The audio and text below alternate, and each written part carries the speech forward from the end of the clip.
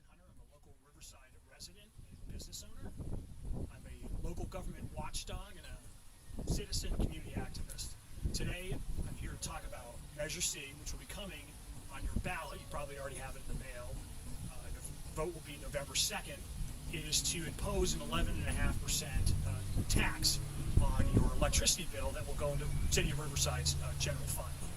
Now, it's called the Riverside Services Protection Act, and ostensibly, if you look at the literature you're going to be sent here, you probably already have, you'll see that it will say it's going to go to pay for things like public safety, paramedics, street repair, senior and youth services, things like that. And if you pass it, I'm sure you'll also find that you will be getting $24 million back in future electricity credits on your bill from Riverside Public Utilities. And so everything seems, well, that's just great, right? Why shouldn't we pass this measure? But I'm here today to talk about the other side of the story, which is if you vote no, what happens? And then secondly, what really is Measure C and where did it come from? So let's start with what's Measure C. Measure C is a result of the city losing a lawsuit about a year ago. It was called Parada versus the City of Riverside, and there's a judgment in with the local Superior Court here in Riverside where the city was found to have been illegally and in violation of the California Constitution transferring money from your electricity bill into its general fund to pay for general services, police, fire, parks, etc., etc. And the city lost that. And as part of a settlement agreement, and I'll tell you why the city lost. The city lost that because the California Constitution says that if you're going to provide a service like electricity service to residents here, you're going to do it, the government's going to provide that service, you have to do it at actual cost. You can't embed a profit into the bills unless you let the voters vote on it first. And so for years, residents such as myself, and there's been others, and I'd say going back probably 6-7 years now, have been going down to City Hall and saying, you know, one of these days you're going to get sued over this transfer out of the electricity bills. They had already previously been sued over a water tax, and if you remember correctly, in 2013, before you, there was a vote on a water tax imposition that was passed, by the way. And we said the same thing on electricity. You're going to get sued. Please take it to the voters before we get sued. We end up paying a lot of lawyers a lot of money when you lose this eventually in court. Well, the city didn't listen. They got sued in 2018. It was this Parada case that we're talking about, and they lost.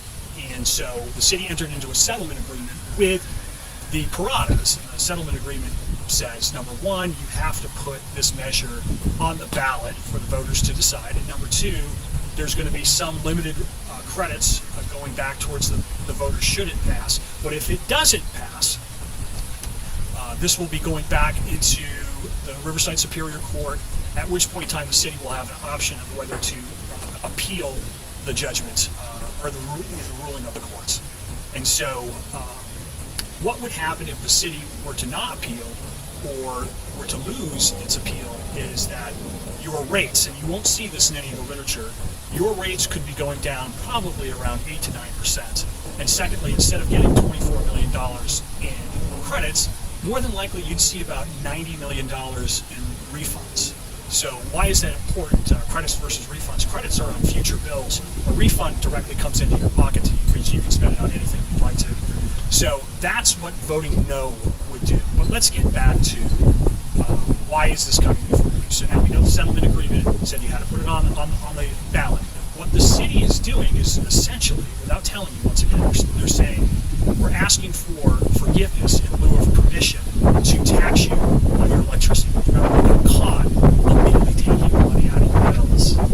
So my thoughts on that are, even if the city were to need the money, which it doesn't, in my opinion, because we just passed a giant sales tax measure just 5 years ago, even if they were to need the money, why would you need to send a message to the city itself as to its bad behavior, which is we shouldn't be rewarding folks for taking this money without our permission and then bailing them out after the fact, quite frankly. It's not responsible behavior on their behalf. I think we need to send a very strong message to them that that kind of bad governance isn't going to be tolerated here in the city of Riverside. So what is the city allow? It's allowing you to now vote on this tax. First of all, the city has shown no contrition in taking this money. There's been no public apology for secretly taxing you.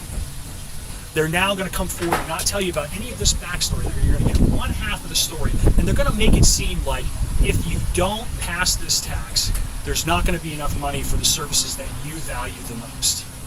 So they're going to threaten you with taking away gang prevention programs, senior and youth services, 911, paramedics, et cetera, the stuff that you value the most. That's not true. The city has plenty of money. Once again, the voters were nice enough to pass an additional 1% sales tax back in 2016. If you remember, it was called Measure Z. And they used the same arguments back in 2016 to get folks to pass that measure. It put another 50 plus million, I believe it's over 60 million now, in the city's general fund coffers. So they're flush with your money the last 5 years. And before that, if you remember, in 2010 we passed a hotel tax. In 2013 we passed a water tax. So now this is the 4th tax in the last 11 or so years that the city of Riverside voters have been asked to approve. Every single one of them said it was going to pay for the same stuff.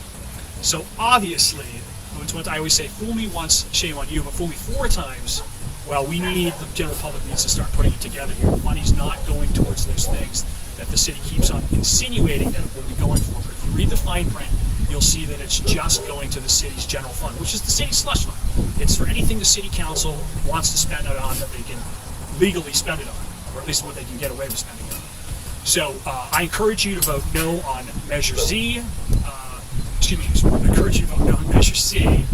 If you want to know what happened to your Measure Z dollars, the city of Riverside linked the passage of Measure Z to automatic windfall salary increases for all of its employees. So about 40% of your money from Measure Z, the sales tax, went directly into the public employees' pockets, which then, of course, has exploded our pension debt as well.